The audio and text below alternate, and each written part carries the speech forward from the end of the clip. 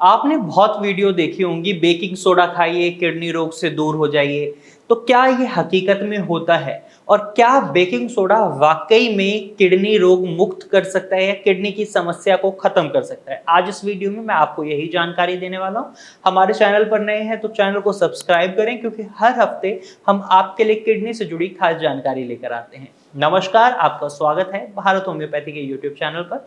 और आज इस वीडियो में हम बात करेंगे बेकिंग सोडा फॉर सीकेडी यानी क्रॉनिक किडनी डिजीज पेशेंट।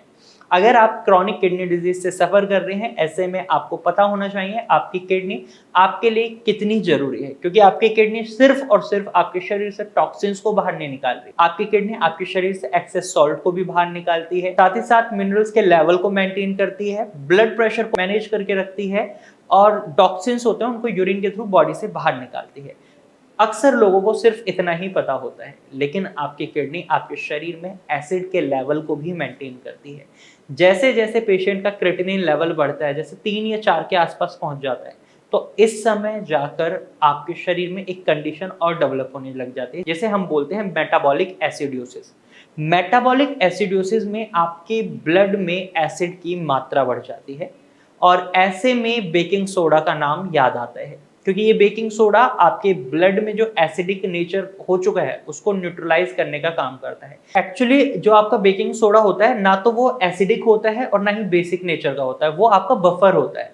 ये आपके एसिड को ब्लड में ही न्यूट्रलाइज कर देता है, क्योंकि जब आपके ब्लड में एसिड की मात्रा बढ़ जाती है, उसको डायरेक्टली आप शरीर के बाहर नहीं निकाल सकते, वो ओवरऑल आपकी किडनी को नुकसान पहुंचा रहा है। तो सबसे बेस्ट तरीका होता है शरीर के अंदर ही उसको न्यूट्रलाइज कर देना। अब कई लोगों के मन में आया होगा कि हमें पता कैसे चलेगा कि हमारे ब्लड में एसिड की मात्रा बढ़ रही है। तो इसके लिए आप जब भी किडनी फंक्शन टेस्ट कराते हैं तो आप सीरम बाइकार्बोनेट टेस्ट जरूर कराएं। इसके अंदर आपके जो बाइकार्बोनेट्स यानी आपके जो बेसिक आयंस हैं, इनका लेवल अगर 22 से 29 तक है, इस रेंज में है, तो इट मीन्स आपका ब्लड बिल्कुल नॉर्मल है, कोई टेंशन नहीं है, एसिडिक नहीं है इस समय।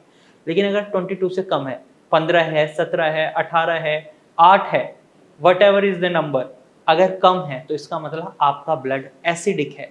और ऐसे में अगर आप अभी इसको न्यूट्रलाइज नहीं करते तो ये आपके किडनी को डैमेज पहुंचाएगा। ये समझ लीजिए जो आपका क्रिएटिनिन 3 या 4 1 डेढ़ साल में 3-4 साल में हुआ है, अब ये 3 से 5 होने में सिर्फ 2 महीने लगाएगा, क्योंकि ये एसिड है, ये जाकर आपकी किडनी को और ज़्यादा नुकसान पहुंचा रहा है। तो यहाँ पर इसको न्यूट्रलाइज करना जरूरी होता है, और इसी वजह से डॉक्टर्स पेशेंट्स को इन जनरली आप देखेंगे बेकिंग सोडा की मेडिसिन दे रहे होते हैं, नोडोसिस, सबोसिस या सोडामिंट, ये इस तरीके के अलग अलग नाम से मेडिसिन आ रही हैं, डॉक्टर्स प्रिस्क्राइब करते हैं। पेशेंट टू पेशेंट दवाई की क्वांटिटी चेंज हो सकती है, किसी पेशेंट की फ्रीक्वेंसी ये होती है कि आपको दिन में 1 बार खानी है, किसी की 2 बार हो सकती है। अब कई लोगों को लगा होगा क्या हम नॉर्मल बेकिंग सोडा खा सकते हैं? देखिए, यहाँ मैं आपको यही एडवाइस करूंगा, अगर आपके डॉक्टर आपको मेडिसिन दे रहे हैं तो बेकिंग सोडा खाने की जरूरत नहीं है, या आपके आसपास मेडिसिन मिल रही हैं तो सबसे पहले मेडिसिन को ही ऑप्ट करना है।